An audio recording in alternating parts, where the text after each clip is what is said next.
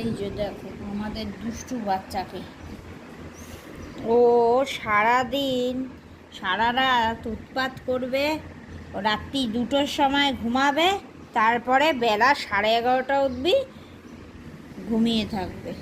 এখন বাজে বেলা 11:30। কালকে সারা রাত 2টো উঠবি, উৎপাত। এই যে এখন নিশ্চিন্তে ঘুমাচ্ছে, কোনো চিন্তা নেই, ভাবনা নেই, আরামসে ঘুমিয়ে যাচ্ছে। যাক, ওর চিন্তা ভাবনা হীনভাবেই সবসময় থাকুক, ঘুমাক, এটাই আমি চাই। কিউট বাচ্চা আমার শুয়ে আছে, দেখো, মনে হয় যেন কিচ্ছু জানে না, ও কিচ্ছু জানে না।